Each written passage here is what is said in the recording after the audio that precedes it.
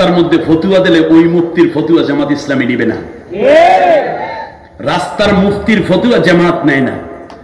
আপনারা মনে করতে পারেন নাকি যে জামাত ইসলামীতে কোনো আলেম নাই? ইন্টারন্যাশনালি যত বড় বড় আলেম বাংলাদেশে আছে তার 90% জামাত ইসলামীর। মদিনা ইউনিভার্সিটি, আল আজহার বিশ্ববিদ্যালয়, মক্কায় উম্মুল কুরা ইউনিভার্সিটি, আল আজহার বিশ্ববিদ্যালয় থেকে ধরে মালয়েশিয়ার ইউনিভার্সিটি থেকে বিশ্বের বড় বড় ইউনিভার্সিটিতে যারা বড় বড় লেকচারার এবং বড় রকমের অধ্যাপক, যারা অ্যারাবিক, ইংলিশ পিএইচডি হোল্ডার, এগুলো ম্যাক্সিমাম দেখবেন জামাতে ইসলামী থেকে, বাংলাদেশ থেকে এবং বিশ্বেও। জামাত ইসলামী শুধু বাংলাদেশে না, তো তাম দুনিয়ায় তো জামাতের সংগঠন আছে, ঠিক না? সেখানে বড় বড় মুহাক্কিক উলামায়ে কেরাম রয়েছে। আর আপনারা এখানে বসে ফতুয়া দিচ্ছেন জামাতের আমির হচ্ছে জেনারেল শিক্ষিত আর সেক্রেটারি হচ্ছে অধ্যাপক। এইটা দিয়ে ইসলাম হবে না। আপনি শুধুমাত্র জামাতের এই আমির এবং সেক্রেটারিকে ছোট করেন নাই হুজুর।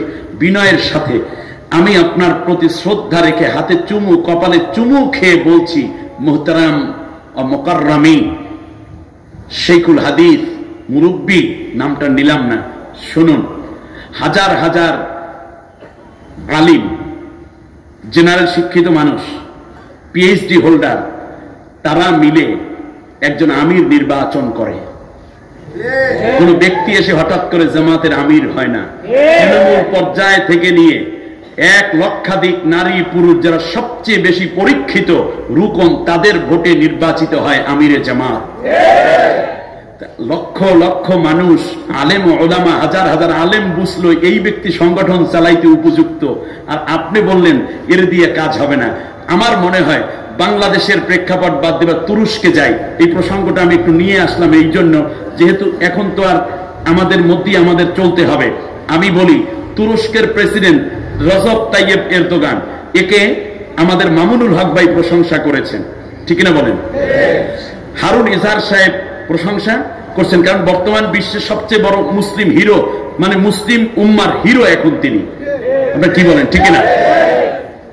আপনারা এরদোগানকে ভালোবাসতেন, ভাগ্য ভালো ওই বেটার যে উনি বাংলাদেশের নেতা হয় নাই, তাহলে যেভাবে দাড়ি মোছ কামাই না, ওনারা কেউ মানতেই না। অথচ তাকে আপনারা নেতা বললেন। আপনি কি মনে করেন পলাতক প্রধানমন্ত্রী বলেছিল যে আমি মদিনার সনদে দেশ চালাবো? এ কথা বলে ভোট টোট যেভাবে নিজে নিজে দিয়া দিয়া শেষকালে দেখলাম যে উম্মা এতে মদিনার সনদে দেশ চালায় না, মোদির সনদে চালায়, ঠিক না বলেন? আচ্ছা, তার রাষ্ট্রেও তো ইসলাম পরিচালনা করার জন্য কিছু হুজুরকে দায়িত্ব দিয়ে চালাইছিল, ঠিক না বলেন? ইসলামিক ফাউন্ডেশন চলে নাই, আবার সেখানে চলে নাই, এই যে কি বলে ধর্ম মন্ত্রণালয় চলছে না, চলেছে। তাহলে এমনিতে বোঝা যায় তাহলে যে একটি রাষ্ট্র যখন আমিরে জামাত থাকলো, এখনো পর্যন্ত ক্ষমতার কিছুই হলো না, ফতোয়া একটা দিয়ে আপনি বন্ধ করে দিচ্ছেন। সেখানে উলামা বিভাগ রয়েছে, বিশাল বিভাগ, যেখানে হাজার না লাখো আলেমের উপস্থিতি আছে। একটি ইসলামিক রাষ্ট্রে ফতোয়া বিভাগ থাকবে আলাদা। আপনি কোন জায়গা থেকে কি বললেন একটি সংগঠন সম্বন্ধে না জেনে এভাবে মন্তব্য করলে মানুষেরা হালকা মনে করে, ঠিক কিনা বলেন? কি মনে করে? হালকা মনে করে। আবার উদাত্ত আহ্বান জানাই আপনাদেরকে, জামাত ইসলামীতে আলেমের সংকট আছে যদি বুঝে থাকেন, প্লিজ আপনাকে আহ্বান করছি, আপনারা চলে আসুন এই সংকট উত্তরণে। যেহেতু এরা অনেক দূর থেকে আগাই আছে, অনেক দিক থেকে যতটুকু পিছাইয়ে আছে, আসেন না আমরা সবাই মিলে ওই ভাইদেরকে অভাবটা পূরণ করে একসাথে আগাইয়া যাই। এবার নবীর একটা হাদিস শুনি এ ব্যাপারে। আল্লাহর নবী বলেন, ওমর রাদিয়াল্লাহু তাআলা আনহুর পুত্র আব্দুল্লাহ থেকে বর্ণিত, আন আব্দুল্লাহ ইবনে ওমর রাদিয়াল্লাহু তাআলা আনহুমা قال قال رسول الله صلى الله عليه وسلم فاتبعوا السواد الأعظم فإنه من شج شج في النار।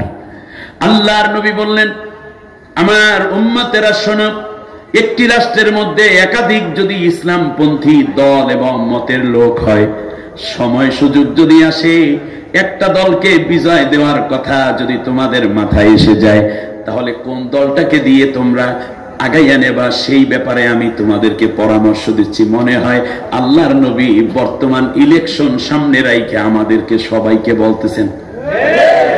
কওমি আলেমদের কাছে চিঠি আসছে কার পক্ষ থেকে? নবীর পক্ষ থেকে। তবলিগের ভাইদের কাছে নবীর পক্ষ থেকে চিঠি আসছে, পীর মাশায়েখদের কাছে নবীর পক্ষ থেকে একটা চিঠি আসছে, বিএনপির ভাইদের কাছে নবীর পক্ষ থেকে, জাতীয় পার্টির ভাইদের জাসদ বাসদ সেখান থেকে ধরে আলিয়া কওমি পীর মাশায়েখ যারা আছে সবার কাছে, মুরিদদের কাছে, সবার কাছে একটা চিঠি নবী পাঠাইয়া দিলেন। ফাত্তাবিউস সিওয়াদাল আযম, যেই দলটি ইসলামী হুকুমত কায়েমের জন্য বেশি আগাইয়া আছে, ও আমার উম্মতেরা, আমি নবীজি বলে যাচ্ছি তোমরা সেই দলটাকে সমর্থন দিয়ে তাড়াতাড়ি রাষ্ট্র ক্ষমতায় পাঠাইয়া দাও।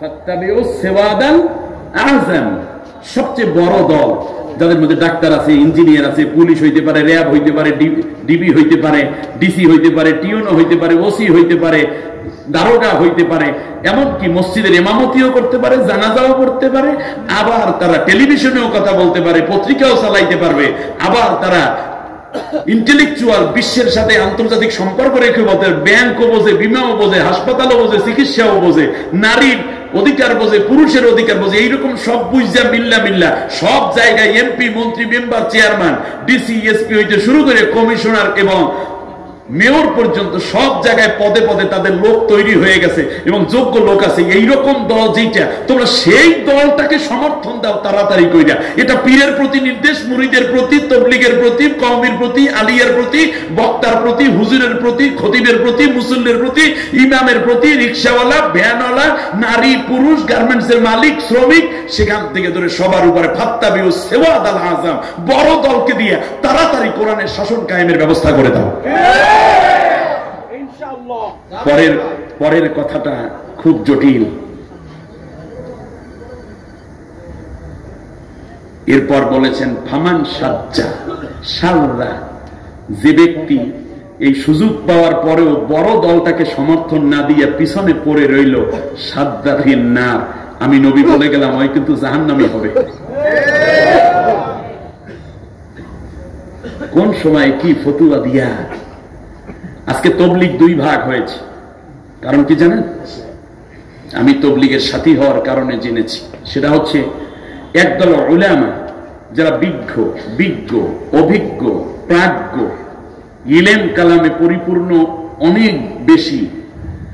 আরেক দল হলো তবলিগের মধ্যে যারা কম জ্ঞানী কিন্তু আল্লাহকে ভালোবাসে, ইখলাস আছে, চিল্লার পর চিল্লা দিয়েছে, অথবা জেনারেল শিক্ষিত। আমি আপনাদেরকে জানতে চাই, তবলিগের মধ্যে অনেক আমির সাহেব আছেন, মুরব্বী আছেন, যারা জেনারেল শিক্ষায় শিক্ষিত আছে না নাই? কি ওনার এমারত পাল্টেই ফেলাইবেন নাকি? ওনাকে কি আমির বানাইছে বিদেশ থেকে, না এই দেশের সাথী বেরিয়ে বানাইছে? সাথী বেরিয়ে বানাইছে। তাহলে আপনি ফতুয়া দিচ্ছেন কেন? অতএব এই দেশের সাথী বাইরেই তো একজন মানুষকে বিবেচনা করে করে চিন্তা করেছেন তিনি আমির হতে পারেন। এখন আপনার দৃষ্টিতে হয় না, তার কারণ হলো এই যে আপনি এই সংগঠন সম্বন্ধেও জানেন না এবং আমির সম্বন্ধেও জানেন না। একটা ফতুয়া দিয়ে আপনি মনে করছেন উনি শুধুমাত্র জেনারেল শিক্ষিত ডাক্তার। উনি কি শুধু ডাক্তার? উনি ভিতরে বাহিরের, অন্তরেরও ডাক্তার, বাহিরের সমাজেরও ডাক্তার। এই কারণে বহু ডাক্তারই তাকে ইসলামী আন্দোলন নেতা হিসাবে ভোট দিয়েছে, আলেমরাও ভোট দিয়েছে, বহু কামেল মাদ্রাসার প্রিন্সিপাল, বহু কওমি মাদ্রাসা, আলেম মাদ্রাসার বড় বড় মুহতামিম তারে মিলে এই জায়গায় বসাইয়ে দিয়েছে। এটা তো শেখ হাসিনার ভোট না, এটা হলো রুকনদের ভোট। আগে জানেন হুজুর, না জেনে বললে হয় কি আমরা মনে করি মুরব্বী খামাকা কথা কয়, এই যে একটা ঝামেলা।